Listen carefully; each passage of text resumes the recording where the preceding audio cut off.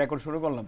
তাহলে দেখেন আজকেও আমি গত ক্লাসে যেগুলো করছিলাম যে ভেরিয়েবলের ইনপুট এবং আউটপুটগুলো কীভাবে নিতে হয় এগুলো আমি আজকে আবার রিপিট করতেছি। এখানে এম আর এন নামে কটা ভেরিয়েবল, এম আর এন কটা ভেরিয়েবল নিছি? দুইটা ভেরিয়েবল নিছি। আচ্ছা, লোকাল ভেরিয়েবল গ্লোবাল ভেরিয়েবলের নাম শুনছেন? আগে কেউ পড়ছেন না তো এই পঞ্চম অধ্যায়? আচ্ছা, না ফুটে থাকলে ভালো, ফলে দেওয়া গেছে অর্ধেক পড়া হয় না আপনারা, খালি নামমাত্র পড়ে আসেন। আজকে কোচিংয়ের মধ্যে সেম আপনাদেরকে এখন যা পড়াইবাম এই সেম জিনিস আমি কোচিংয়ের মধ্যে পড়াইছি। কোচিংয়ের মধ্যে প্রায় 90% স্টুডেন্ট কোথাও না কোথাও প্রাইভেট পড়ে আসছে, বুঝছেন? পরে দিয়ে গেলাম পঞ্চম অধ্যায় কারা পড়ছো, কয়েকজন হাত উঠাইছে, কিচ্ছু পারে না, স্যার খালি এডি দেখা দিছে। আর ম্যাক্সিমাম স্টুডেন্ট পঞ্চম অধ্যায় পড়াইছি না, পঞ্চম অধ্যায় না পড়াই এর মধ্যে কোর্স শেষ করে দিছে, এরকমও আছে কিন্তু।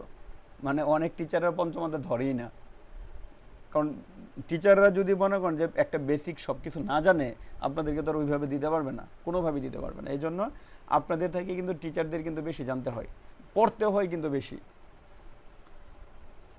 আচ্ছা, তাহলে আমরা ইন্টিজার এম এন কটা ভেরিয়েবল দিচ্ছি? এখানে দুইটা ভেরিয়েবল দিচ্ছি।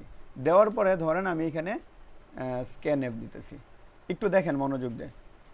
স্ক্যান এফের ভিতরে %d, এইখানে আমি একটা কমা দিয়ে অ্যাড্রেস অফ দিলাম এন। তার মানে এখানে ভ্যালুটা যে স্ক্যান করবে বা ইউজারের কাছে ইনপুট নেবে, নিয়ে কার মধ্যে নিয়ে জমা রাখবে? এন এর মধ্যে জমা রাখবে। এখানে যদি আমি প্রিন্ট করি, এইখানে %d একটা স্পেস দিয়ে আবার %d আরেকটা স্পেস দিয়ে %d আমি কটা দিছি? তিনটে দিছি। এই জায়গার মধ্যে আমি ভেরিয়েবল দিলাম, একটা হলো এম, একটা হলো এন, আবার দিলাম এম। তাহলে এখন যদি প্রোগ্রাম রান করি, ইউজার যা ইনপুট দিবে, ধরুন ইউজার এন এর মধ্যে ভ্যালু ইনপুট দিছে 5। আচ্ছা, আমি প্রোগ্রামটা রান করে দেখাইতেছি। প্রোগ্রাম রান করছি, আরও ভেরিয়েবল অ্যাড করবো এটার মধ্যে। এইখানে আমি ইনপুট দিছি কত? 5। এখন যদি আমি এন্টারের মধ্যে চাপ দেই, মানে কোন জায়গায় কি প্রিন্ট করবে? কালকে কি বলছিলাম? গার্বেজ ভ্যালুর কথা বলছিলাম কি? আচ্ছা, তাহলে তো মোটামুটি ধারণা আছে। তাহলে এইখানে যে 5 দিলাম, এই 5 কার মধ্যে ঢুকবে? এন এর ভিতরে। তাহলে এইখানে প্রথম %d এই জায়গার মধ্যে কার ভ্যালু প্রিন্ট করব? এম এর ভ্যালু প্রিন্ট করব, মানে একটা গার্বেজ ভ্যালু প্রিন্ট করব। এইখানেও লাস্টে %d এর মধ্যে একটা গার্বেজ ভ্যালু প্রিন্ট করব। আর মাঝখানে যে %d এটার মধ্যে কার ভ্যালু প্রিন্ট করব? এই যে 5 আমি ইনপুট দিছি, এই 5 প্রিন্ট করব। কিন্তু বোঝা গেছে কি? আচ্ছা, এখন কথা হলো, হ্যাঁ আমি আবার রান করতেছি। এখানে ধরেন এখন দিলাম কত? 65। এন্টারে চাপ দিলাম, প্রথম 0, মাঝখানেটা কত? 65 প্রিন্ট করছে। কিন্তু দেখেন এই যে %d আমি দিছি, এটার মধ্যে কত প্রিন্ট করছে? 65 না? কারণ এই মাঝখানে কিন্তু আমি এন দিছি, কারণ এন এর ভ্যালু কিন্তু 65 ইউজারের কাছে কালেক্ট করছে। গতকালকে আমি স্ক্যানএপ দেখাইছিলাম না? স্ক্যানএপ দিয়ে কিন্তু গতকালকে আমি শেষ করছিলাম প্রোগ্রাম। তাহলে এইখানে স্ক্যানএফের ভিতরে ইউজার যা ইনপুট দিব, এটা কিন্তু এই এন এর মধ্যে যায় কি করবে? ঢুকবে। বোঝা গেছে? আচ্ছা, এইখানে যদি আমি এম বলতেছি, এন না লিখে যদি আমি এম লিখতাম, তাহলে ইউজার যা ইনপুট দিতেছে ওটা কার মধ্যে যা ঢুকবে? এম এর মধ্যে ঢুকবে। যদি আমি এম দেই, এন এর ভিতরে ঢুকবে। এই জিনিসটা ক্লিয়ার কিনা?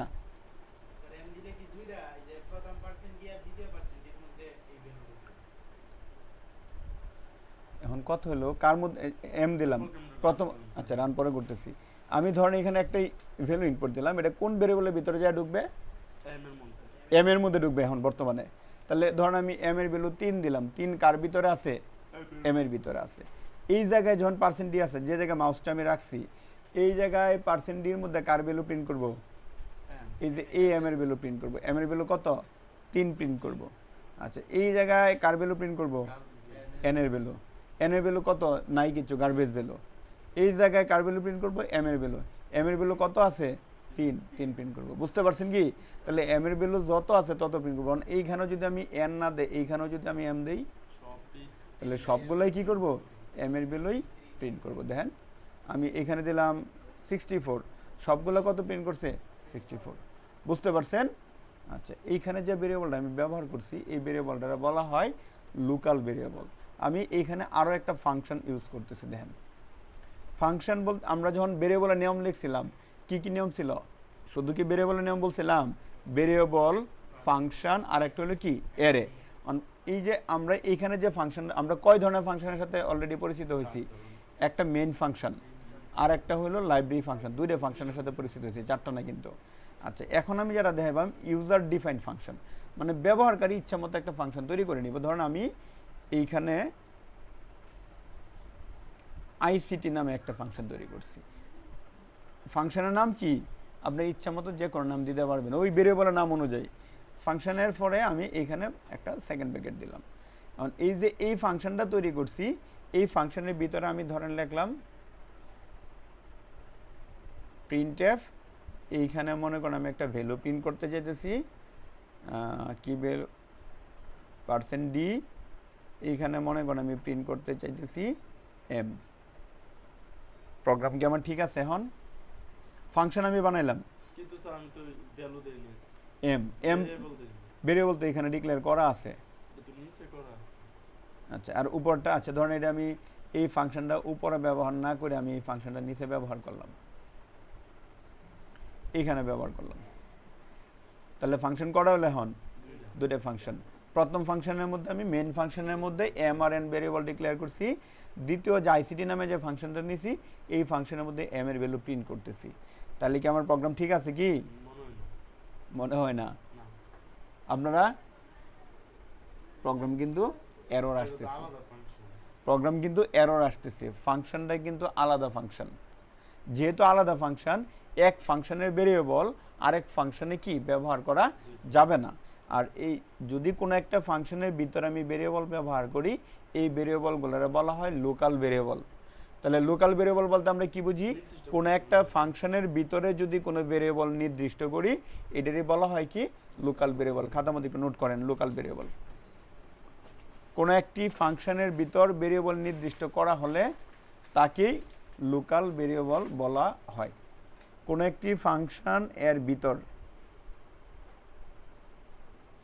কোনো একটি ফাংশন এর ভিতর ভেরিয়েবল নির্দিষ্ট করা হলে তাকেই লোকাল ভেরিয়েবল বলা হয়। এগুলো কি মুখস্থ করতে হইব?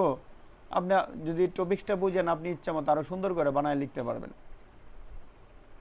আমরা বইয়ের ভাষায় দেওয়ার কোনো প্রয়োজন নেই।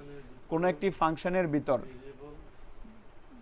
কোনো একটি ফাংশনের ভিতর ভেরিয়েবল নির্দিষ্ট করা হলে, নির্দিষ্ট মানে কি ওই যে ডিক্লেয়ার করতেছি আমরা, ভেরিয়েবল নির্দিষ্ট করা হলে তাকেই লোকাল ভেরিয়েবল বলা হয়। লেখছেন?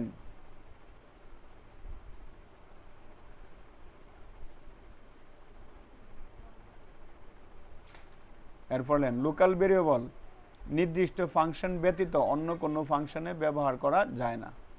লোকাল ভেরিয়েবল নির্দিষ্ট ফাংশন ব্যতীত অন্য কোনো ফাংশনে ব্যবহার করা যায় না।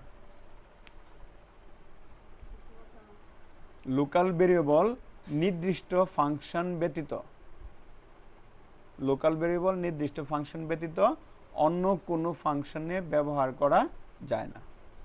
যেমন এখানে আমরা কি করছি, মেইন ফাংশনের মধ্যে এম এন ভেরিয়েবল ডিক্লেয়ার করছি, কিন্তু আইসিটি ফাংশনের ভিতরে আমি কি করছি, ওই এম ভেরিয়েবলটা প্রিন্ট করছি। তাহলে ওইটাকে আর প্রিন্ট করা যাইতেছে? এটা কি ব্যবহার করতে পারতেছি? ওটা কিন্তু এই যে আইসিটি ফাংশনের ভিতরে ওই ভেরিয়েবলটা কাজ করবে না। কিন্তু আমি যদি সেম এখানে ধরেন আরেকটা ফাংশন, এখানে যদি আমি এম ব্যবহার করতাম, তাহলে কি হতো? এখন কিন্তু এই যদিও আচ্ছা ধরেন, আচ্ছা আমি দেখাইতেছি আগে। এই প্রথম যে আমি মেইন ফাংশনের মধ্যে এম এর ভ্যালু কি করতাম, আমি শুধু একটা এম দিয়ে দেখাইতেছি। প্রথম ফাংশনের ভিতরে এম এর ভ্যালু ইউজারের কাছ থেকে কালেক্ট করবে। আচ্ছা ধরুন আমি এইখানে আমি ইউজারের কাছ থেকে কালেক্ট করলাম না, এখানে ভেরিয়েবল দিছি কত 21, আমি একবারে নির্দিষ্ট করে দিয়েছি। এটাও কিন্তু কনস্ট্যান্ট না, কিন্তু কনস্ট্যান্ট আর একটা জিনিস। আচ্ছা কনস্ট্যান্ট আর জিনিস কি দেখাইতেছি আমি এখনই দেখাবো। তাহলে এইখানে আমি এই এম এর মধ্যে কত দিছি 21, এইখানে এম এর মধ্যে দিছি ধরেন আমি একটার মধ্যে আচ্ছা আরেকটা দিই, এটার মধ্যে শুধু 98 দিলাম। আচ্ছা এটার মধ্যে আমি একটা নিউ লাইন দিই, নাহলে কিন্তু দুইটা ফাংশন একসাথে এক লাইনে প্রিন্ট করবে। তাহলে প্রথম লাইনে মেইন ফাংশনের আউটপুটটা প্রিন্ট করবে, দ্বিতীয় লাইনে আইসিটি ফাংশনের আউটপুট কি প্রিন্ট করবে? আমি যদি ফাংশন ব্যবহার করছি কিন্তু ফাংশন কিন্তু কল করি নাই। ফাংশন কল করতে হয় মেইন ফাংশনের ভিতর থেকে। যদি এই জিনিসগুলো আপনাদের নাই, মানে অতিরিক্ত ফাংশন কিন্তু আপনাদের যে জিনিসটা আছে local variable, global variable, constant, এই জিনিসগুলো আছে কিন্তু ডিফাইন।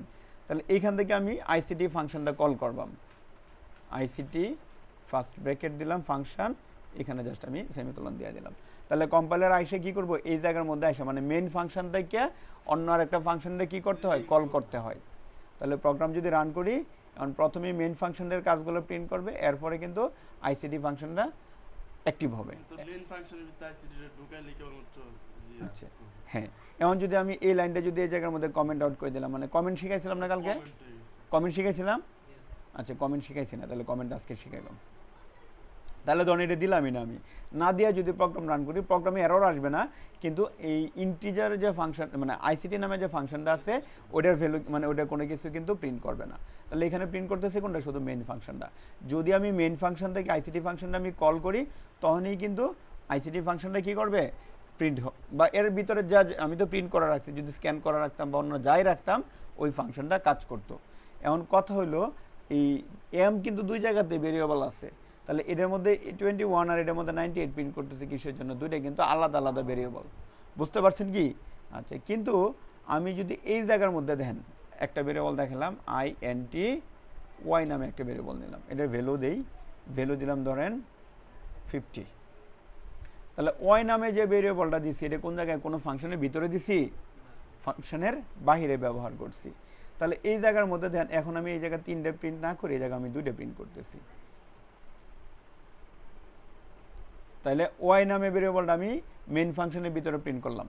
তাহলে এইখানে প্রথম পার্সেন্ট ডির মধ্যে দেন কার ভ্যালু প্রিন্ট করব, মেইন ফাংশনের এম এর ভ্যালু প্রিন্ট করবে, দ্বিতীয় ফাংশন ডির মধ্যে পার্সেন্ট ডির মধ্যে ওয়াই এর ভ্যালু প্রিন্ট করবে, ওয়াই এর ভ্যালু। আবার এই আইসিটি ফাংশনের ভিতরেও এম না দিয়ে মনে করেন যে এখানে শুধু ওয়াই এর ভ্যালু দিলাম। তাহলে ওয়াই এর ভ্যালু কি সব জায়গায় প্রিন্ট করবে কিনা, এখন প্রোগ্রাম রান করি, ওয়াই এর ভ্যালু কত দেন 50, কিন্তু দুই জায়গাতেই প্রিন্ট করছে। কাহিনী কি? না, এইখানে হলো আমরা যখন লোকাল ভেরিয়েবল, আচ্ছা এখানে লোকাল ভেরিয়েবল কোনটা, local variable sir M, M যেটা লিখছি এই 21 এর এম, এই এম হলো মেইনের লোকাল ভেরিয়েবল, আর এই এম হলো কি আইসিটির লোকাল ভেরিয়েবল, ঠিক আছে না? আচ্ছা ধরেন এখানে আমি এম না অন্য একটা ওয়ার্ড দিলাম, ধরুন এইখানে সি দিলাম। তাহলে এই যে সি আর এম হলো লোকাল ভেরিয়েবল, কিন্তু ওয়াই কিন্তু লোকাল না, ওয়াই হলো কি গ্লোবাল ভেরিয়েবল।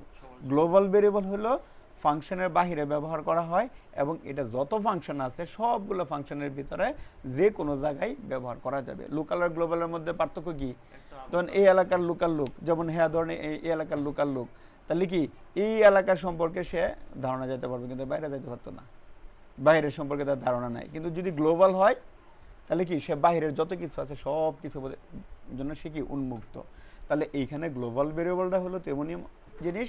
তাহলে একটু খাতার মধ্যে নোট করেন, প্রোগ্রামের বাইরে গ্লোবাল ভেরিয়েবলকে কলন দেন, মানে কোনো একটা প্রোগ্রাম বলে কোনো একটা ফাংশনের বাইরে কোনো একটি ফাংশনের সংজ্ঞা, আগে এই গ্লোবাল ভেরিয়েবল লিখে কলন চিহ্ন দেন, পরে আমি সংজ্ঞা বলতেছি, সংজ্ঞা নিজের মতো করে বানাইবেন। লেখছেন গ্লোবাল ভেরিয়েবল লিখে কলন দিছেন, কোনো একটি ফাংশন এর বাহিরে যে ভেরিয়েবল নির্দিষ্ট করা হয়, কোনো একটি ফাংশন এর বাহিরে, কোনো একটি ফাংশন এর বাহিরে যে ভেরিয়েবল নির্দিষ্ট করা হয় তাকেই গ্লোবাল ভেরিয়েবল গ্লোবাল ভেরিয়েবল বলে। কোনো একটি ফাংশনের বাহিরে যে ভেরিয়েবল নির্দিষ্ট করা হয়,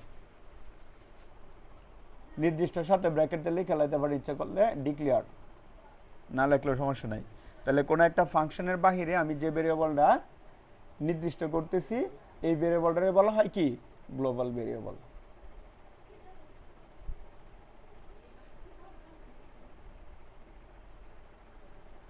লেখছেন?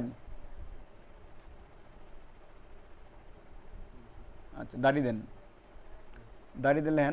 গ্লোবাল ভেরিয়েবলের ভ্যালু, গ্লোবাল ভেরিয়েবল এর ভ্যালু বাই ডিফল্ট 0। তার মানে কি গ্লোবাল ভেরিয়েবলের ভিতরে যদি, যেমন ধরেন এখানে ওয়াই কি গ্লোবাল ভেরিয়েবল না, ওয়াইয়ের মধ্যে আমি কত দিছি 50, যদি আমি 50 না দিতাম বা কোনো ভ্যালু যদি না দিতাম তাহলে, আচ্ছা কি লিখছি আমরা একটু রিপিট করি, দেখি খাতাটা দেখি। কোনো একটি ফাংশন এর বাহিরে যে ভেরিয়েবল নির্দিষ্ট করা হয় তাকে গ্লোবাল ভেরিয়েবল বলে। ঠিক আছে, এই ফাতাউল্লাহ কেন দেখুন, কোনো একটি ফাংশনের বাইরে যে ভেরিয়েবল নির্দিষ্ট করা হয় তাকেই গ্লোবাল ভেরিয়েবল বলে। এর ভ্যালু বাই ডিফল্ট কত থাকবে? 0 থাকবে। এর ভ্যালু বাই ডিফল্ট 0 থাকবে। মানে এর মানে কি, যদি আমি এর ভিতরে কোনো ভ্যালু না দেই এর মান সবসময় কত থাকবে? 0 থাকবে। যদি এর ভিতরে কোনো ধরনের ভ্যালু অ্যাসাইন না করা হয় বা ডিক্লেয়ার মানে ভ্যালুটা যদি আমি না দিই। আর লোকাল ভেরিয়েবলের ভ্যালু কি থাকে? গার্বেজ থাকে। তাহলে লোকাল ভেরিয়েবলের ভ্যালু থাকবে গার্বেজ আর গ্লোবাল ভেরিয়েবলের ভ্যালু থাকবে 0। বুঝতে পারছেন কি দুটোর মধ্যে পার্থক্য? যদি আমি গ্লোবাল ভেরিয়েবল ব্যবহার করি এবং এর মধ্যে যদি কোনো ভ্যালু না দেই এই ভ্যালুটা কত থাকবো? 0। গার্বেজ মানে কি বলছিলাম না, কালকে বলছিলাম মনে হয়।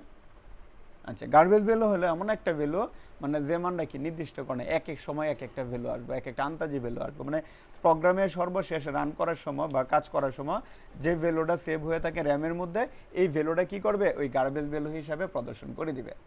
তার মানে কি এটার ভ্যালু কোনো নির্দিষ্ট না, আন্তাজি এক এক সময় এক একটা ভ্যালু আসবে। যেমন ধরেন এই জায়গার মধ্যে আমি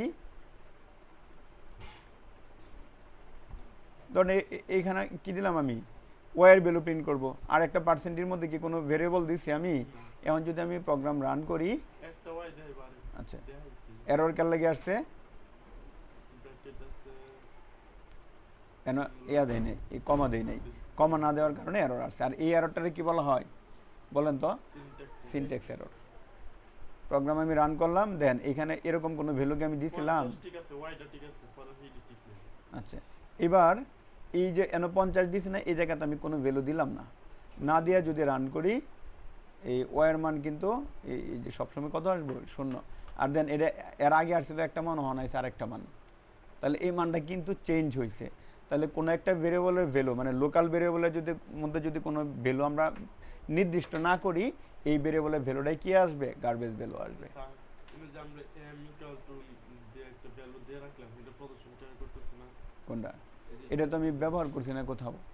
মানে ব্যবহারটা মানে লেখছি কথা ঠিক আছে, ব্যবহারটা মানে হ্যাঁ, এখন মনে করেন আমি আপনারে 10 টাকার নোট, 5 টাকার নোট, এরকম যতগুলো টাকা আছে বাংলাদেশ সবগুলো আমি আপনার পকেটে দিছি। দেয়া বলছে আপনার খালি সবাই 5 টাকার নোটটা দেখাইবেন। খরচ করা যায়। তার মানে কি আপনি প্রদর্শন করতেছেন কোনটা? 5 টাকা। আর বাকিগুলো আপনি আপনার পকেটে রাইখে দিয়েছেন। বোঝা গেছে? তাহলে এইখানে আমি ভ্যালু জমা রাখছি অনেকগুলা, কিন্তু ব্যবহার করতেছি আমি যেটা মন চাই। আমি এখানে 100টা ভেরিয়েবল দেখাতে পারবো। যেমন অ্যারে আছে না একটা, অ্যারে কিন্তু মানে একই সাথে একাধিক ভেরিয়েবল দেখানো। আমি এখন বললাম আপনারা এখানে ভেরিয়েবল ব্যবহার করবেন 100টা। আপনার কি লিখবেন? একটা এম, ধরেন সবগুলো ভেরিয়েবল লিখবেন M1 M2 M3 M4 এইভাবে 100 লিখতে কয়দিন লাগবে? যদি বলি 1 লক্ষ ভেরিয়েবল আপনার ডিক্লেয়ার করতে হবে আরও বেশি সময় লাগবে। কিন্তু অ্যারে হলো এমন একটা জিনিস, ধরুন আমি এম লিখলাম, লিখে যদি এখানে একটা আমি থার্ড ব্র্যাকেট দিই, এর মধ্যে লিখে দিলাম 1000। তার মানে এইখানে কিন্তু 1000টা ভেরিয়েবল ডিক্লেয়ার হয়ে গেছে, মানে এরে শিখতে অ্যারে হয়ে গেছে। বুঝতে পারছেন কি? তাহলে অ্যারে কি জিনিস, তাহলে অ্যারেটাও একটু নোট করে ফেলেন। যেহেতু আমরা ভেরিয়েবল নিয়ে পড়তেছি আমরা মানে তাহলে বেসিক পার্টটা শেষ করে ফেলি আমরা। অ্যারে, আচ্ছা অ্যারে, আচ্ছা তাহলে অ্যারে বলতে আমরা কি বলতেছি? সমগোত্রীয়, মানে এখানে জিনিস। আচ্ছা এখন দেন এই যে এম যে ডিক্লেয়ার করছি, এম কোন ধরনের ডেটা নিতে পারবে? সে এম কোন ধরনের ডেটা নিতে পারবে? এম কোন ধরনের ডেটা নিব স্যার? ইন্টিজার টাইপ ডেটা নিব। ইন্টিজার টাইপের ডেটা। এম কয় মানে এম এর ভেরিয়েবল কয়টা এখানে? এম এর ভেরিয়েবল 1000টা। হুম, দিয়ে বলতে পারেন কিনা? আচ্ছা, অ্যারে শুরু হয় 0 ইন্ডেক্স থেকে। তাহলে 1000 অ্যারে শুরু হবে কত থেকে? 0 থেকে। তাহলে 0 থেকে যদি 1000 হয় তাহলে কত? 1001টা। বুঝতে পারছেন কি? তাহলে অ্যারে ইন্ডেক্স হলো 0 থেকে শুরু হবে। তাহলে এখানে ধরুন এখানে আমি 1000 না লিখে যদি আমি এখানে শুধু 1 লিখি তাহলে ভেরিয়েবল কয়টা ডিক্লেয়ার করলাম? এখানে 2টা, একটা 0 ইন্ডেক্স আর একটা কত? 1। যদি আমি এখানে 10 দেই তাহলে কত হইতেছে? 11টা হইতেছে। n+1। হ্যাঁ, তাহলে আমরা কি লিখছি? অ্যারে শীটের মধ্যে যেটা আছে সেটি লিখে দিই, নোট করেন। অ্যারে হলো একই ডেটা টাইপের, অ্যারে হলো একই ডেটা টাইপের একাধিক মান ধারণ করার জন্য একটি ডেটা স্ট্রাকচার। অ্যারে হলো একই ডেটা টাইপের বা একই ডেটা টাইপ না লিখতে পারেন সমগোত্রীয়। অ্যারে হলো সমগোত্রীয় ডেটা টাইপের, অ্যারে হলো সমগোত্রীয় ডেটা টাইপের একাধিক মান ধারণ করার জন্য একটি ডেটা স্ট্রাকচার, ডেটা স্ট্রাকচার বা ভেরিয়েবল। স্যার ডেটা টাইপের ডেটা স্ট্রাকচার স্যার এর হলো একই ডেটা টাইপের অ্যারে হলো একই ডেটা টাইপের, অ্যারে হলো একই ডেটা টাইপের একাধিক মান ধারণ করার জন্য একটি ডেটা স্ট্রাকচার বা ভেরিয়েবল। হ্যাঁ, যে জায়গায় একই লিখছি এই জায়গার মধ্যে আপনি কি লিখতে পারেন, সমগোত্রীয় লিখতে পারেন। ধারণ করার জন্য একটি ডেটা স্ট্রাকচার বা ভেরিয়েবল, ওইটাও কিন্তু ভেরিয়েবলই, তবে এই ভেরিয়েবলটা কি অ্যারে। স্যার কই এর হলো একই ডেটা টাইপের একাধিক মান ধারণ করার জন্য একটি ডেটা স্ট্রাকচার, হ্যাঁ। বলেন, বুঝতে পারছেন কি অ্যারে কি জিনিস? অ্যারে বলতে আমরা কি বলতেছি, যেটাও একটা ভেরিয়েবল, এটা আমরা কি করতে পারতেছি, একই সাথে একাধিক ভ্যালু আমি এখানে ডিক্লেয়ার মানে ধারণ করতে পারতেছি। অ্যারে কিন্তু বিভিন্ন ধরনের আছে, 1D অ্যারে আছে, 2D অ্যারে আছে, 3D অ্যারে আছে। আচ্ছা, 1D আর 3D এগুলো নিয়ে এত কিছু দরকার নেই, আমি জাস্ট খালি একটু দেখাই দিই। আচ্ছা, অ্যারেটা, আচ্ছা আমি আবার রিপিট করতেছি। তাহলে এইখানে দেখেন আমি এম কত লিখছি, 10। এই জায়গার মধ্যে আমি লিখলাম ধরেন M4 সমান হলো 45। তাহলে M4 এই যে 45 কার মধ্যে আমি জমা রাখছি, এখন কি ভেরিয়েবল ডিক্লেয়ার করতে হয়েছে আমার একসাথে, কিন্তু ভেরিয়েবল ডিক্লেয়ার করছি কটা, এই M0 থেকে M কত পর্যন্ত, 10 পর্যন্ত। আচ্ছা আমি বলতেছি, আমি এটা হলো সাইন নাম্বার ইন্ডেক্স, মানে ধরেন আমি বললাম যে আপনার নাম কি, মুন। আপনার কলেজে মুন আছে মনে করেন যে 100 জন, সবাই মন আমি ডাকতে পারবাম, মন যদি ডাক দিই তাহলে কতজন মন আসবো, 100 জনই এসে পড়বো। কিন্তু আমি যদি বলি মুন 10, মুন 5, তাহলে কি আর একাধিক ব্যক্তি আসবো? তাহলে এই আমি যে বা মুন 1, তাহলে একজনই কিন্তু আসবো। ধরেন আপনার নাম প্রথমে আপনার বললাম যে মুন 1, মুন 2, মুন 3 এরকম, তাহলে কি একাধিক ব্যক্তি আসবো? একজনটা কল করলে একজনই আসবো। তাহলে এইখানেও জিনিসটা এরকমই। ধরেন আমি ভেরিয়েবলের নাম রাখছি মুন, তাইলে এখানে কয়টা ভেরিয়েবল হয়েছে, 11টা ভেরিয়েবল হয়েছে কিন্তু। তাহলে আর এখানে আমি মানে এখানে ব্যবহার করতেছি কারে, M4। হ্যাঁ, M4 দেওয়া মানে কি, সে কত নাম্বার ভ্যালু দেয়, মানে সিরিয়াল অনুযায়ী। এটা ইন্ডেক্স 4এই, ইন্ডেক্স আমরা 5 বলবো না, এটা ইন্ডেক্স হলো 4এই। আর যদি আমি এখানে অ্যারে 0 দিই, অ্যারে ইন্ডেক্সটা কত থেকে শুরু হয়, 0 থেকে শুরু হয়। তাহলে এটা কত, M0। তাহলে M0-এর মধ্যে কত দিছি, 45। আবার ধরেন আমি এখানে আরেকটা লিখলাম M5, এটার মধ্যে দিলাম ধরেন আমি 4। এই জায়গার মধ্যে যখন আমি প্রিন্ট করবাম, এখানে ওয়ার ভ্যালু প্রিন্ট না করে আমি এবার অ্যারে প্রিন্ট করবাম। অ্যারে ধরেন আমি দিলাম, এটা তো দিলাম আমি এখানে ব্র্যাকেটের ভিতর হবে ইন্ডেক্স, আর এই জায়গার মধ্যে হলো M। তাহলে এইখানে আচ্ছা আমি এই লোকাল ভেরিয়েবল গ্লোবাল ভেরিয়েবলটা আপাতত বাদ দিই, অ্যারে নিয়েই দেখাই। আচ্ছা আমি সহজে যাতে বুঝতে পারেন ছোট প্রোগ্রাম দিয়ে বোঝাই, নাহলে তো এত বড় প্রোগ্রাম দিয়ে বুঝবেন না। তাহলে এইখানে হ্যাঁ লেখা যাবে, দুইটা অ্যারে যদি আমি পাশাপাশি লিখি তাহলে কী করবাম, এখানে কি সেমিকোলন দেম, এখানে কি দেম, কমা দেম, দুইটা না অনেকগুলো লেখা যাবে একসাথে। হ্যাঁ, উপর নিচে লাইন, একটা লাইন শেষ করে আমার সেমিকোলন দিতে হবে, মাস্ট বি দিতে হবে। আচ্ছা তাহলে এখানে কয়টা ভেরিয়েবলের ভ্যালু আমি দিছি, দুইটা ভেরিয়েবল। এখন মনে করেন এন আমি এই 100 না 10 না লিখে আমি কত লিখছি দেন, অনেকগুলো ভেরিয়েবল ডিক্লেয়ার করে ফেলছি। এতগুলো যদি আমি ভেরিয়েবল টাইপ করতে যেতাম যে আমি এতগুলো ভেরিয়েবল দেখাইবাম, তাহলে আমার সারাদিন লাগতো, কিন্তু একদিনও পারতাম না কিন্তু এতগুলো ভেরিয়েবল আলাদা আলাদাভাবে ডিক্লেয়ার করা। কিন্তু আমি একসাথে কত একক, দশক, শতক, হাজার, অযুত, মানে 10,000 একটা ভেরিয়েবল কিন্তু না ডিক্লেয়ার করে ফেলছি। এর মধ্যে M0-এর মধ্যে কত রাখছি, 45, আর M5-এর মধ্যে কত রাখছি, 4। এখন কার ভ্যালু প্রিন্ট করতেছি আমি, এই M5 প্রিন্ট করি, আবার মনে করেন যে M0-এর ভ্যালু প্রিন্ট করতেছি।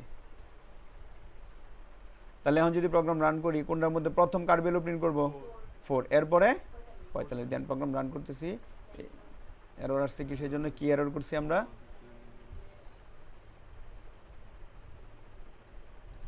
কি এররটা খুঁজে বাইর করুন তো। যখন আমি অ্যারে ডিক্লেয়ার করছি, আমি অ্যারের মধ্যে নাম কি দিছি, মুন, আর অন্য জায়গায় ব্যবহার করতেছি কি, এম। তাহলে এই জন্যই কিন্তু এটা এরর আসতেছে। তাহলে এই জায়গার মধ্যে আমি নাম সবগুলো একরকম পড়ি। তাহলে এম দিলাম, দেওয়ার প্রোগ্রামটা রান করলাম, রান করলে দেখেন একটার মধ্যে 4 আর একটার মধ্যে 45 প্রিন্ট করতেছে। আচ্ছা, এখন এখানে আমি 45, আমি কি 45 দশমিক এরকম কিছু রাখতে পারবো? তাহলে এই যে 10,000 একটা ভেরিয়েবল হয়েছে, এর মধ্যে সমগোত্রীয় মানে কি, এর মধ্যে আমি ইন্টিজার টাইপের ডেটা জমা রাখতে পারবো, অন্য কোনো টাইপের ডেটা জমা রাখা যাবে না। তাহলে সমগোত্রীয় বা একই ডেটা টাইপকে বুঝছেন তো? এখন হ্যাঁ, আচ্ছা, এই যে এইখানে যে 45.6 এটা কোন ধরনের ডেটা? ডেটা টাইপ পড়েছি না, বলছিলাম একটা ডিটিএম, এই টেবিলটার মধ্যে কিন্তু ডিটিএম লিখে দিয়েছিলাম, ডেটা টাইপ কিওয়ার্ডের নিচেই।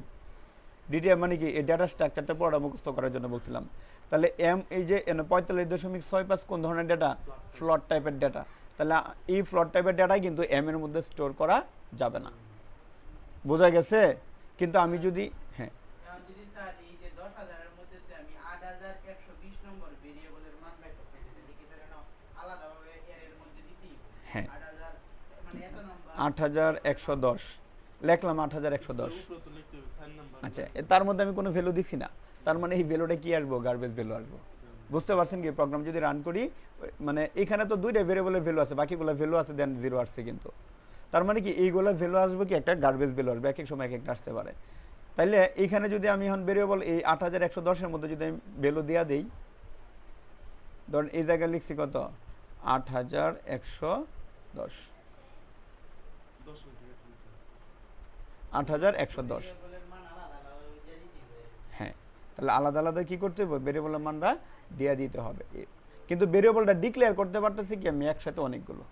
এটাই হলো মানে এর পাওয়ার অফ অ্যারে, সহজ কথা যেটা বলতে যাই। অন অ্যারে কিন্তু আবার 1 dimensional, 2 dimensional, 3 dimensional, 4 dimensional, 6 dimensional, এরকম অনেকগুলো আছে কিন্তু। তবে আমরা যখন প্রোগ্রামে ব্যবহার করি 1D, 2D অথবা 3D, মানে 1D বলতে 1 ডাইমেনশনাল, 2D বলতে 2 ডাইমেনশনাল, 3D বলতে 3 ডাইমেনশনাল অ্যারে ব্যবহার করি। আচ্ছা যাক, ওই ডাইমেনশনাল আমি যাইতেছি না। তাহলে আপাতত জাস্ট এটাই মনে রাখেন, একই ধরনের ভেরিয়েবল একাধিক আমি কার মাধ্যমে ব্যবহার করতে পারি? এর মাধ্যমে ব্যবহার করতে পারি। তাহলে এরে, ফাংশন এবং ভেরিয়েবল লেখার নিয়ম কিন্তু সবগুলা একই। আচ্ছা, আমি ছিলাম কোথায়? লোকাল ভেরিয়েবল আর হলো গ্লোবাল ভেরিয়েবল। আপাতত এইভাবেই থাক। তাহলে এই যে এর যেটা ব্যবহার করছি, এটা কিন্তু লোকাল না গ্লোবাল? লোকাল। এটা কিন্তু লোকাল, এটা শুধুমাত্র মেইন ফাংশনের ভিতরে ব্যবহার করা যাবে। আচ্ছা, আমি অন্য ফাংশনগুলো নিয়ে আসি একটু। স্যার গ্লোবাল ভেরিয়েবল কোনটা কোনটা ওয়াই আর কি? আচ্ছা, গ্লোবাল ভেরিয়েবল আপাতত কিন্তু গ্লোবাল ভেরিয়েবল ইউজ করছি না। আপনি যেটা মন চায় এটা গ্লোবাল ভেরিয়েবল ব্যবহার করতে পারেন। যেমন ধরুন এখানে আমি কি লিখলাম, ফ্লট দিয়ে আমি দিলাম ওয়াই, আপনার নাম দিলাম, আপনার নাম লিখলাম রেদওয়ান। তাহলে গ্লোবাল ভেরিয়েবলের কয়টা আছে এখন? দুইটা। দুইটা। ভেরিয়েবল মানে কি আপনি ইচ্ছা মতো নাম দিতে পারবেন। তাহলে গ্লোবাল ভেরিয়েবল বুঝতে পারছেন কি?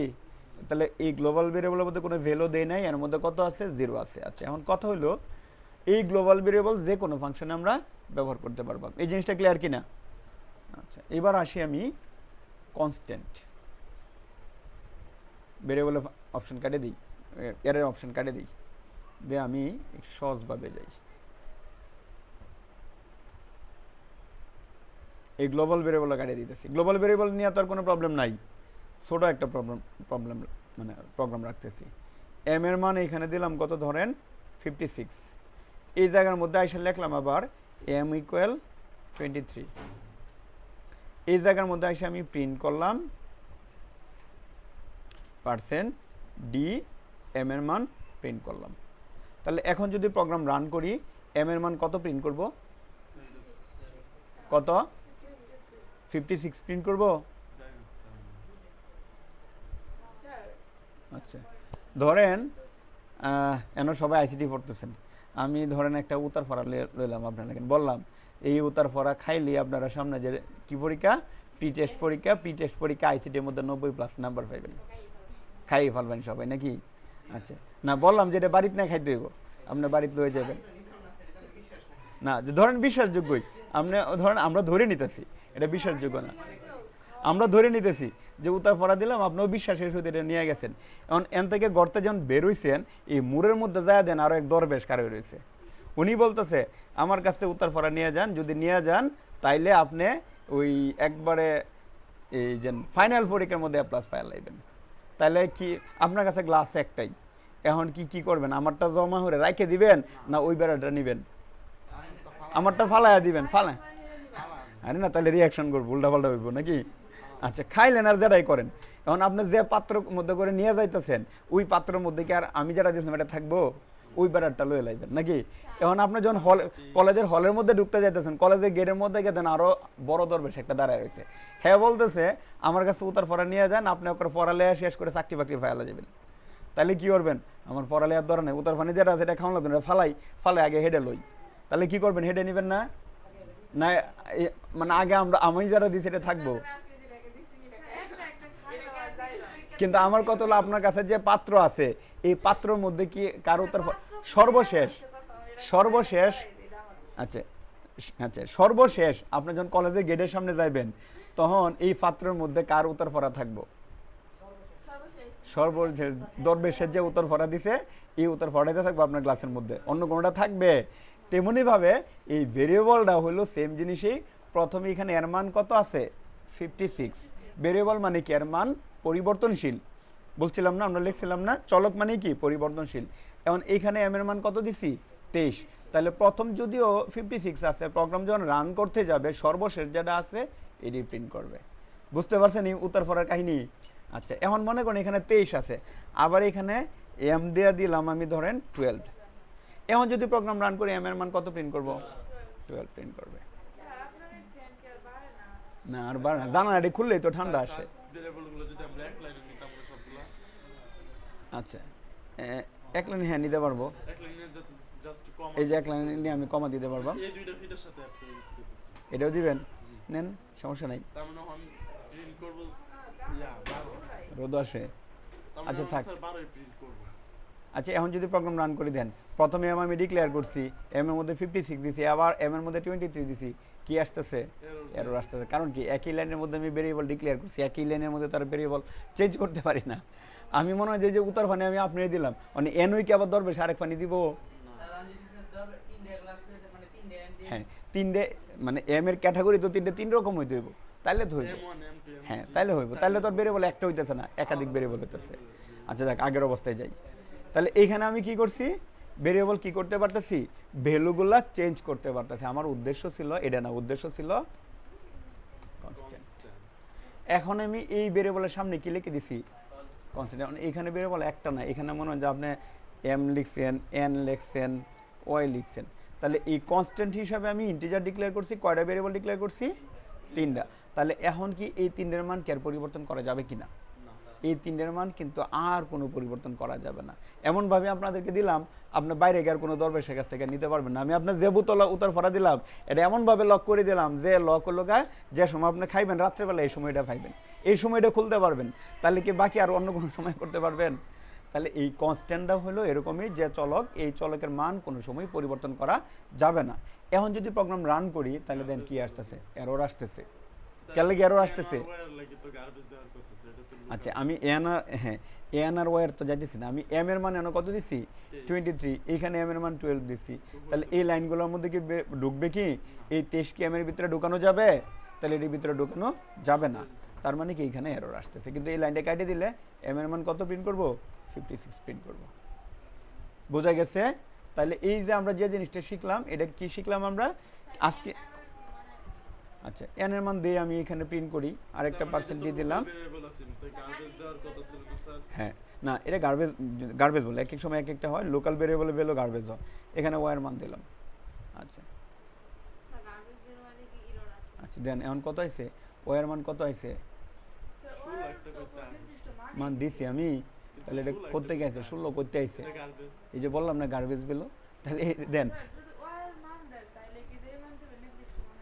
হ্যাঁ, মান দিলে তো নির্দিষ্ট হইব।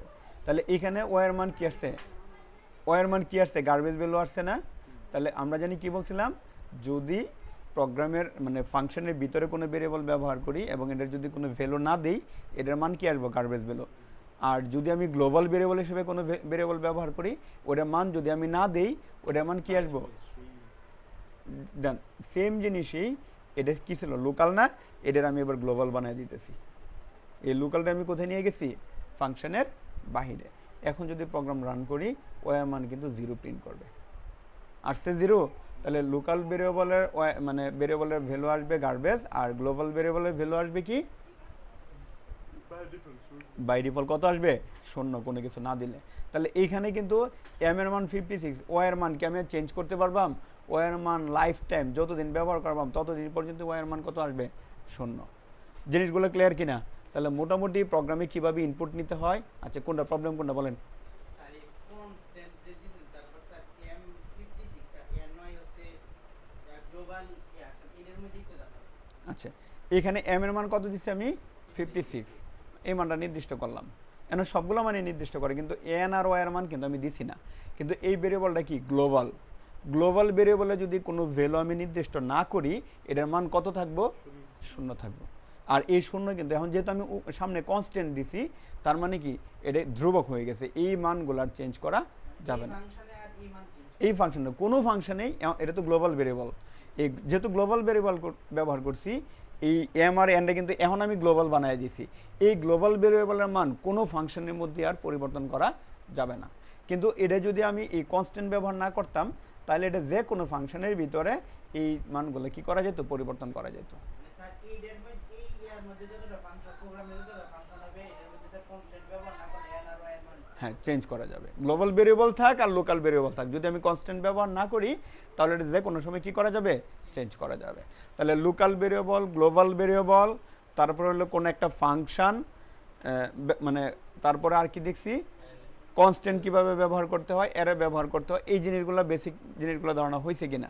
তাহলে এখন থেকে আমি প্রোগ্রামিংয়ের দিকে যাইতে পারি। প্রথমেই খাতার মধ্যে শিরোনাম লেখেন এরিথমেটিক অপারেটর। আমি একটা অপারেটর আজকে একটু দেখাবো। তাহলে প্রোগ্রাম শুরু করতে হবে আগামী ক্লাস থেকেই। অপারেটর তো দেখাইছি না আপনাদের, না এরিথমেটিক অপারেটর। আচ্ছা অপারেটর কারে বলে এটা দেখাইছিলাম।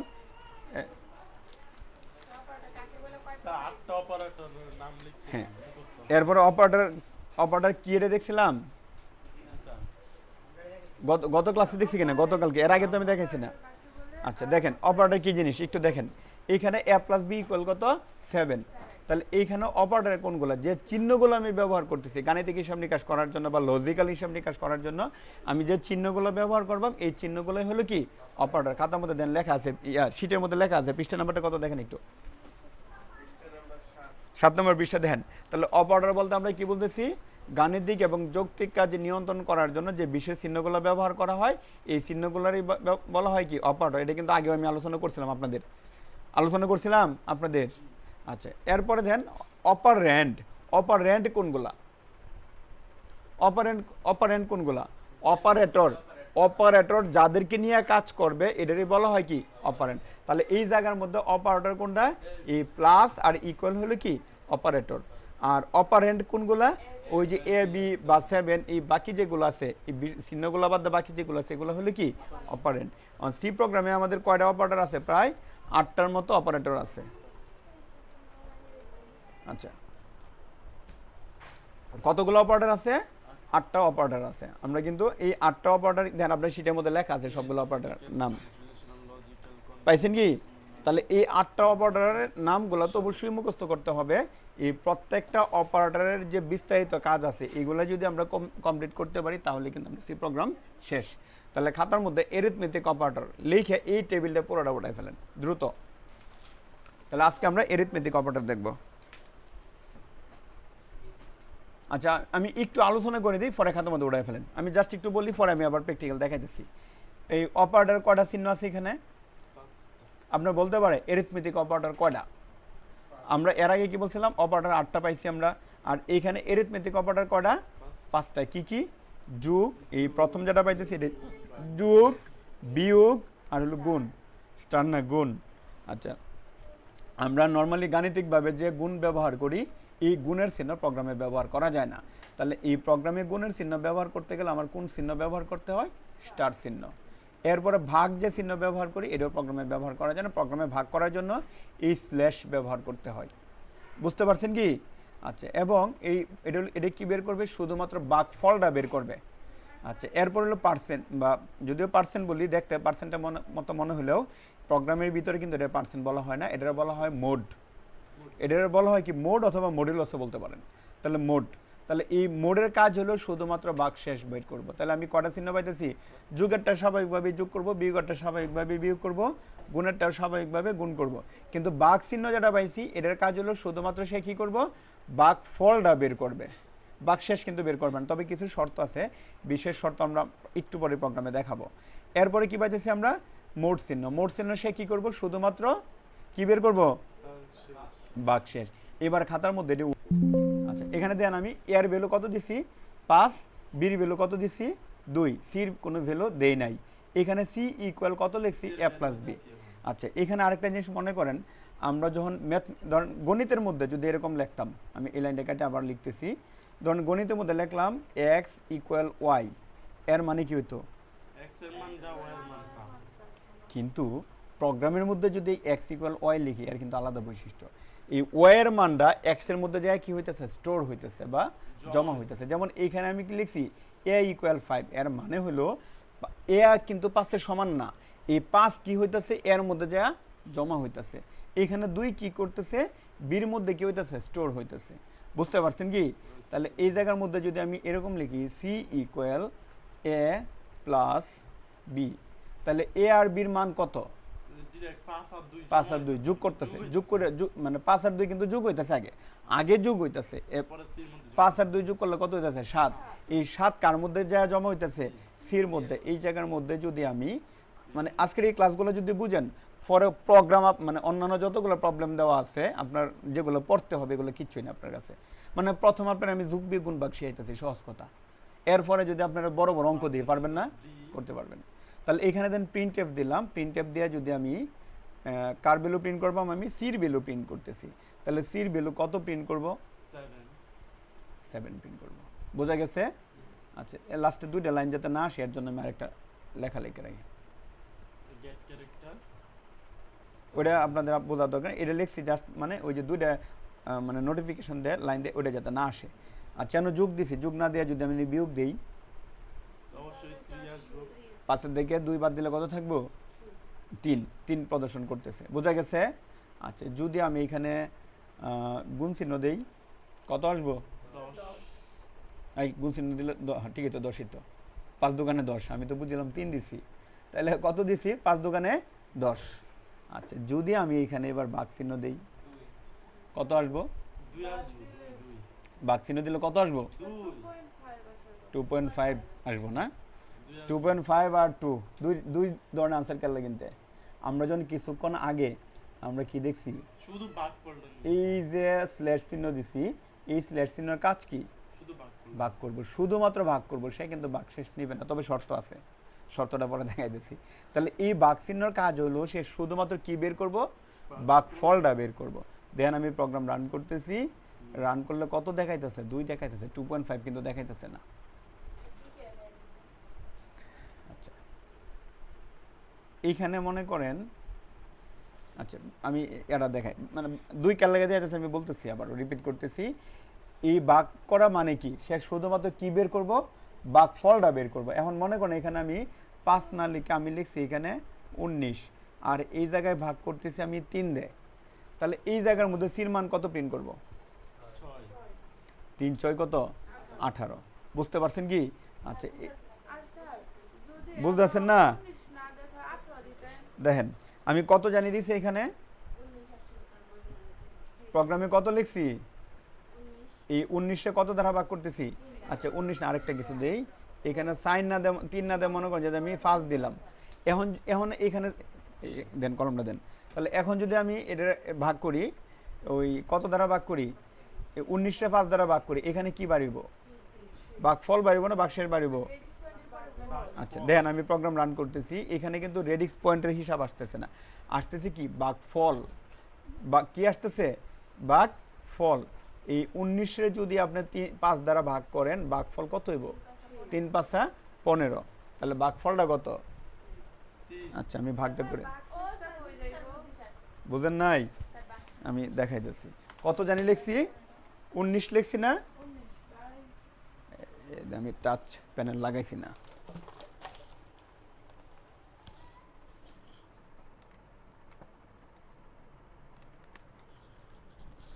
কতটা ভাগ করতেছি আমরা? 19। 5 এই জায়গার মধ্যে যদি আমি 19 লিখি, তাহলে কি সময় নেই নাকি আবার?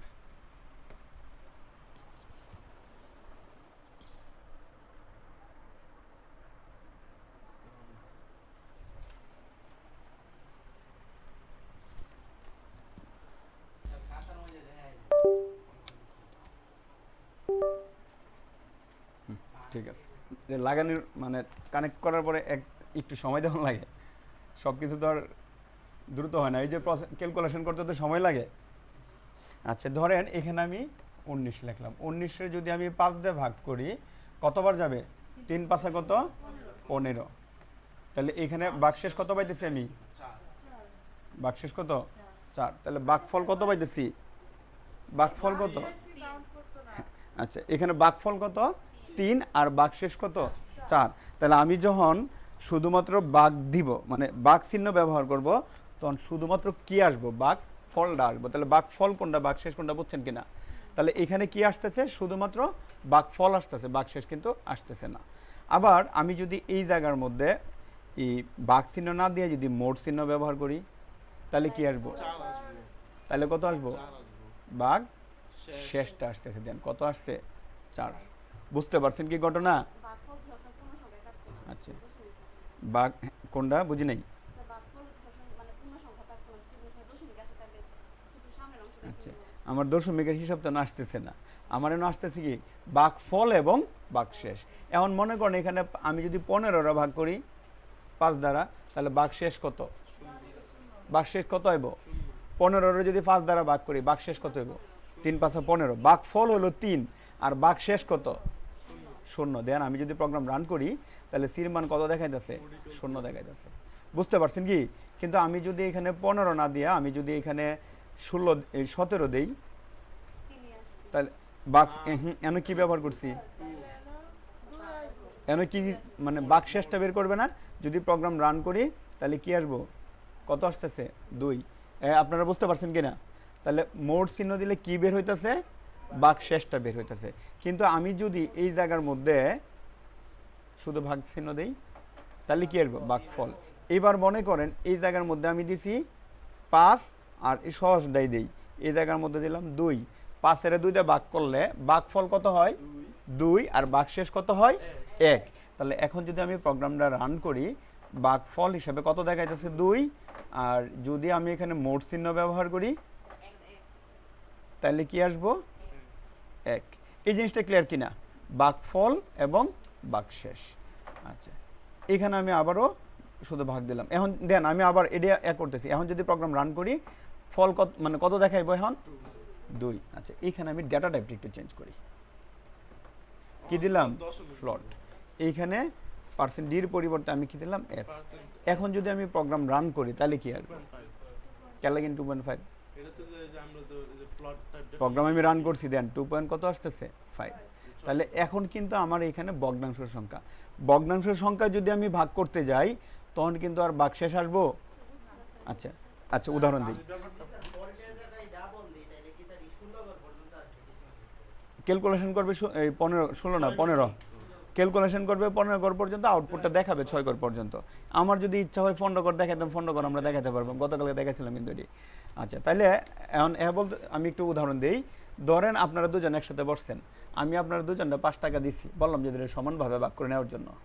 আপনারা কয় টাকা করে পাইবেন? 2.5 টাকা করে পাইবেন। টাকার হিসাব তো 2.5 টাকাই হবে। আচ্ছা এখন আমি আপনারা দুজনটা কলম দিলাম 5টা, বললাম যে সমানভাবে ভাগ করে নেওয়ার জন্য। কলম কি আর মাধ্যম দিয়ে কাটতে লাইলে হইব? কলম কি কাটা যাইব? অথবা ধরুন আপনারা মানুষ আছেন এনে কয়জন? 9 জন আছেন, ঠিক না? এখন আমি বললাম যে আপনারা 2 ভাগে ভাগ হয়ে যান, এখন মানুষকে একজনটা কাটতে লাইনে যাব, যে 2টা গ্রুপে ভাগ হন, কাটতে লাইনে যাব। মাঝখানে বলছে না এটা করে নেব, তাহলে একজন কি থাকবো? অতিরিক্ত থাকবো। কারণ মানুষের যেমন আমরা ভাগ করি, যদি যদি একজন অতিরিক্ত থাকে তাহলে কিন্তু আমরা একজন কিন্তু হাতে থাকতেছে বা অবশিষ্ট থাকতেছে, বাকিগুলো কিন্তু সমানভাবে ভাগ হইতেছে। তাহলে এইখানে যদি আমি পূর্ণ সংখ্যা ব্যবহার করি তাহলে কিন্তু এখানে ভাগফল এবং ভাগশেষ আলাদাভাবে আসবে। বুঝতে পারছেন কি? যদি কোনো ডেটা টাইপ ভগ্নাংশ টাইপের হয়, এটা যদি আমি ক্যালকুলেশন করি তাহলে ভাগফল একবারে সম্পূর্ণভাবে আসবে, কিন্তু বাকশেষ আসবে না।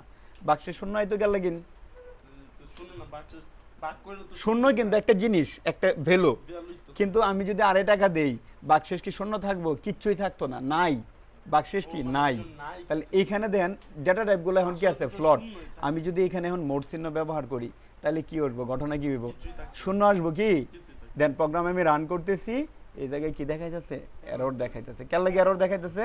কারণ এই 5 এর যদি 2 দিয়ে ভাগ করি, বাকশেষ বলতে তো কিছু নাই। যেহেতু ডেটা টাইপটা আমার ভগ্নাংশ, তাহলে আমার এখানে বাকশেষ আসার কোনো প্রশ্নই আসে না। বুঝতে পারছেন এরর কিসের জন্য আসছে?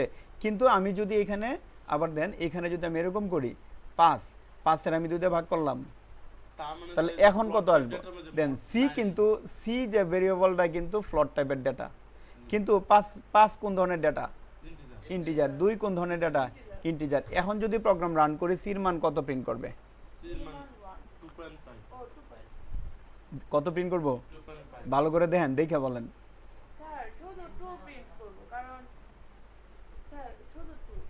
যদিও উপরে আমি A B C variable declare করছি সবগুলো ফ্লট, কিন্তু এইখানে সির মধ্যে আমি কত লিখছি? 5/2। কিন্তু 5 আর 2 দুইটাই তো আমার ইন্টিজার টাইপের ডেটা। তাহলে এখন যদি দুইটা ডেটা ইন্টিজার হয়, তাহলে ক্যালকুলেশন করলে ফলাফল কি আসবো? ইন্টিজারই তো আসবো। ফলাফল তো ইন্টিজারই আসবো 2.0। যদিও এই কার মধ্যে গিয়ে জমা হয়েছে? সির মধ্যে। কত জমা হইব? মানে প্রথম তো হলো জমা, আগে হলো ক্যালকুলেশন। আগে যদি এতটুকু ক্যালকুলেশন হয়, এখান থেকে ক্যালকুলেশন করে কত হইব? 2। এই 2 কার মধ্যে গিয়ে জমা হইব? সির মধ্যে। ক্লিয়ার বিষয়টা? কিন্তু আমি যদি এখানে এরকম লিখতাম 5.0, মানে কিন্তু চেঞ্জ হয়েছে না। তাহলে 5.0 মানে কি? ডেটার টাইপটা কিন্তু চেঞ্জ হয়ে গেছে। তাহলে একটা ভগ্নাংশ আর একটা হলো ইন্টিজার। এখন যদি এই দুইটা ক্যালকুলেশন হয়, তাহলে এর ফলাফলটা আসবে কি? ফ্লট। দুইটা ভাগ করলাম। আচ্ছা, একটা জিনিস মনে রাখবেন, যদি কোনো সময় 2টা বা 3টা ডেটাই যদি ইন্টিজার হয়, এর মধ্যে যোগ বিয়োগ গুণ ভাগ যত ক্যালকুলেশন করি, ফলাফলটা আসবে ইন্টিজার। আর যদি এর মধ্যে একটা যদি আপনার ফ্লট টাইপের হয়, এর ক্যালকুলেশন করে সব ডেটার ফলাফলটা আসবে কি? ফ্লট। বুঝতে পারছেন কি? তাহলে এইখানে যদি আমরা ফ্লোটের বদলে কিওয়ার্ড ইন্টিজার ব্যবহার করি, তারপরে 5.0 হিসাবে কি কোনো ফলাফল? আচ্ছা, এখন আমি আইএনটি দিলাম ইন্টিজার। দেওয়ার পরে সি কোন ধরনের ডেটা? এখন integer ইন্টিজার। এইখানে তাহলে আমি এফ না দিয়ে আমার কি দিতে হইব? ডি। আচ্ছা, এখন 5 এর যখন 2 দিয়ে ভাগ করবাম, ভাগ ফলটা কত হইব? 2.5। ফল, হ্যাঁ হ্যাঁ, কিন্তু গুরুত্বপূর্ণ জটিল একটা জিনিস দেখাচ্ছে। 2 পয়েন্ট কত আসতেছে? 5। কিন্তু সি কোন ধরনের ডেটা? integer সে কি ভগ্নাংশ জমা রাখতে পারবো? কিন্তু তার মধ্যে গিয়ে কোনটা জমা হইব? শুধুমাত্র, যদিও ভাগ করে ভাগ ফলটা হইতেছে 2.5, কিন্তু সির মধ্যে গিয়ে জমা হইব কত? শুধুমাত্র কত জমা হইব? charge নাই স্যার শুধুমাত্র কত জমা হইব? 2 2। জিনিসটা ক্লিয়ার কিনা? আমার পড়াও শেষ, এতটুকুই। স্যার তাহলে- রান করুন স্যার প্রোগ্রাম আচ্ছা, এখন যদি প্রোগ্রাম রান করে দেন, কত দেখাইবো? 2 দেখাবে কিন্তু। আচ্ছা আনসার আমি 5/2.0 দেই সেম কথাই আচ্ছা, দেখেন এইখানে মানে এ বি সি কোন ধরনের ডেটা? ইন্টিজার। তাহলে তারা কিন্তু শুধুমাত্র পূর্ণ সংখ্যা জমা রাখতে পারবে। আর এখানে যদি আমি ফ্লট দেই, তাহলে এ বি সি ডেটাগুলো কোন ধরনের আছে? ফ্লট। তাহলে এখন যদি প্রোগ্রাম রান করি, 5.0 এর 2 দিয়ে ভাগ করলে কত আসছে? 2.5 কিন্তু প্রিন্ট করতেছে। আবার আমি যদি এইখানে এই 5 যদি না দিয়ে আমি যদি এরকম দিতাম 2.5 দিতাম, তাহলেও কত আসবে? সরি, 2.0 দিলাম, তাহলে কত আসবে? এই 2.5 আসবে। তাহলে এটা আমি কি করলাম? মডিফাই, মানে ভ্যালু একটাই, কিন্তু এই ডেটা টাইপটা আমি চেঞ্জ করলাম কি? 2.0 দিয়ে ফ্লট বানাই দিলাম। এটা আরও একটা কাজ করতে পারি। আরেকটা কাজ কি? ধরুন এই 5 এর আগে একটা ব্র্যাকেট দিলাম। 5 কোন ধরনের ডেটা? ইন্টিজার। কিন্তু এর আগে আমি লিখে দিলাম ফ্লট। 5 এর প্লট বানাবে হ্যাঁ, 5 যদিও ইন্টিজার, তাহলে এটার আমি জোর করে কি করলাম? ফ্লট বানিয়ে দিলাম। ব্র্যাকেট দিয়ে সামনে কি লিখে দিলাম? যে ফ্লট টাইপের ডেটা। আর এই জিনিসটা বলা হয় টাইপ কাস্টিং। মানে কোনো একটা ভ্যালুর পূর্বে যদি, মানে আগে তো আমি ভেরিয়েবল ডিক্লেয়ার করছি, কিন্তু এখানে কি ভেরিয়েবল ডিক্লেয়ার করছি? একটা ভ্যালুর পূর্বে আমি কি দিয়ে লিখে দিছি? চিহ্নিত করে দিছি। এটা হলো, যদিও 5 দিছি, দেখতে ইন্টিজার দেখা যেতেছে, কিন্তু এই ডেটাটা কোন ধরনের? ফ্লট টাইপের ডেটা। এখন যদি প্রোগ্রাম রান করি 2.5 দিয়ে আসবে। আচ্ছা, আবার যদি মনে করেন এইখানে আমি ওই 5 এর আগে টাইপ, এটার বলা হয় টাইপ কাস্টিং। এই 5 এর আগে ব্যবহার না করে আমি যদি 2 এর আগে লিখি এরকম ভাবে ফ্লট দেয়া, যদি আমি প্রোগ্রাম রান করি, তাহলে কি আসবো? একই জিনিস। যদি না লিখি শুধু 5 আর 2 আচ্ছা, যদি 5 আর 2 রাখি, তাহলে তো দুইটা data integer. 5 integer, 2 integer program যদি রান করি ফলাফল কত আসবে শুধুমাত্র 2 আসবে জিনিস একটাই ফলাফল কিন্তু দুই রকম আসতেছে তাহলে বেসিক জিনিসগুলো ক্লিয়ার কিনা স্যার এই 5 এর পরে যে দশমিক দেয় আমি একটা দিই আরেকটা 5 দিই তারপর এটার আগে স্যার যদি ইন্টিজার করে দিই ডিটেক্ট এটা করে তার দিই তাহলে integer সিম্পল হয়ে এটা তো চাচ্ছেন সেটা তো ইন্টিজার করেছে এরকম ভাবে ক্যালকুলেশন আমিও করছি না কোনো সময় করে দিয়েছি এই 2.0 যদি 5 এর ভ্যালুটা নিছি শুধু পাশের ভ্যালুটা নিচ্ছে ভগ্নাংশটা নেয় না বুঝতে পারছেন ফলাফল প্লটে দিছি হ্যাঁ তাহলে আজকে এতটুকুই থাকলো আর সামনে যেতেছি না আপনারা যে জিনিসটা দেখালো ম্যাথমেটিক্যাল যে বেসিক ক্যালকুলেশন আছে সবগুলো শেষ আগামী ক্লাস থেকে আপনাদের মানে একবারে আমাদের মানে সিলেবাস অনুযায়ী যে প্রোগ্রামগুলো আছে হ্যাঁ যেমন আমি বলি এখন আমি একটু ধারণা দিই আপনাদের কারণ আমি যদি বলি আপনার দুইয়ের সংখ্যার যোগফল নির্ণয় সেই প্রোগ্রাম অলরেডি করতে পারবেন এখন যদি বলি দুইয়ের সংখ্যার গুণফল নির্ণয় করতে পারবেন জাস্ট খালি একটু কারণ কি করবেন দূরে ডাটা ইনপুট নেবেন নিয়ে দূরে যোগ করবেন যেমন কিছুক্ষণ আগে দেখেন আমি একটু দেখে আপনাদের এ করা দরকার নাই তো দুটো সংখ্যা যোগ করে দিতে এই যে দেখেন না স্যার যে ক্ষেত্রফল ক্ষেত্রফল পরে এইখানে এ আর বির মান দেওয়া না কারণ আমি বললাম দূরে এই দূরের সংখ্যা যোগফল নির্ণয় করার জন্য কি হয়েছে কিনা প্রোগ্রাম না হয়ে গেছে কিন্তু এই ডেটাগুলো কি নির্দিষ্ট আচ্ছা প্রেডিক্স পয়েন্ট দেয়া এখন আমি আপনাকে কিন্তু বলি আচ্ছা আমি কিন্তু আপনাকে বলি নাই যে পূর্ণ সংখ্যা হবে না ভগ্নাংশ সংখ্যা ও হবে মানে গেলে সংখ্যা তাহলে কি হইতাছে আমি ডেটাটা আমি ধরেন আমি বললাম একটা আয়তক্ষেত্রের ক্ষেত্রফল নির্ণয় করবেন আয়তক্ষেত্রের আমি জাস্ট একটা প্রোগ্রাম একটু দেখাই দিই 2 মিনিট লাগবে তাহলে আপনার এই জিনিসগুলো বুঝে নেবেন আয়তক্ষেত্রের স্যার দেখে আইডিয়া 9:25 বাজে 10 সময় কাজ করেছে তাহলে থাক তাহলে আমরা বেসিক প্রোগ্রামগুলো আগামীকালকে করবো না সমস্যা নাই যেটি দেখাই সেটি মাথা থাক আজকে এতটুকু থাকলো